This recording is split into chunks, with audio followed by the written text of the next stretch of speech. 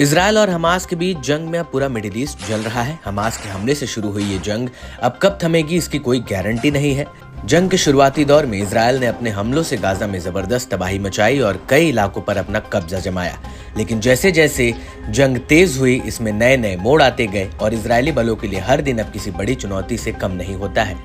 और IDF Gaza के जिन इलाकों से आगे बढ़ चुकी थी, उसे आज फिर वहीं पर आकर हमास और उसके प्रतिरोधी गुटों का सामना करना पड़ रहा है। और इसी कड़ी में इजरायली मीडिया ने इजरायली कब्जे वाले इलाकों में हताहतों की सूचना दी है, जिसमें एक उच्च रैंकिंग अधिकारी भी शामिल है, जिसे इजरायली कब्जे वाले बलों ने शुक्रवार देर रात दक्षिणी वेस्ट बैंक में अल खलील के पास गुश एट्जियन और करमेइड जूर बस्तियों को निशाना बनाकर हमला किया गया। वहीं इस हमले को लेकर इजरायली सेना ने कहा है कि गुश एट्जियन में 2 सुरक्षा घटनाएं हुई और इस बात पर जोर दिया कि ऑपरेशन को अंजाम देने वाले स्वतंत्रता सेनानी मारे गए।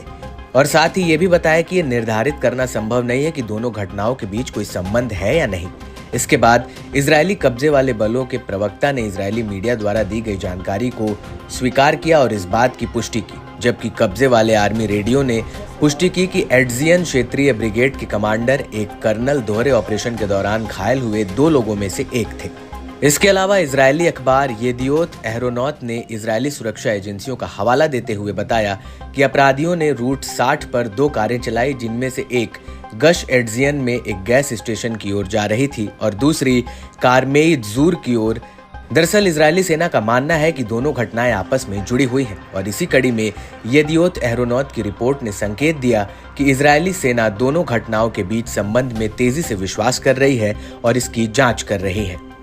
वहीं इजरायली चैनल कान ने बताया कि कार जो करमेइद जूर में घुसी थी उसमें बम लगा हुआ था और बस्ती के अंदर विस्फोट हो गया। हालांकि ऑपरेशन के बाद इजरायली मीडिया ने बताया कि इजरायली कब्जे वाले बलों ने अल खलील प्रांत पर घेराबंदी कर दी थी और करमेइद जूर बस्ती में अतिरिक्त बलों की तैनाती की घोषणा की। साथ ही क्षेत्र में तलाशी अभियान भी चलाए गए। इजरायली मीडिया ने बताया कि हेब्रोन ब्रिगेड के कमांडर ऑपरेशन के स्थान पर पहुंचे और एक फील्ड ऑपरेशन रूम की स्थापना का खुलासा किया,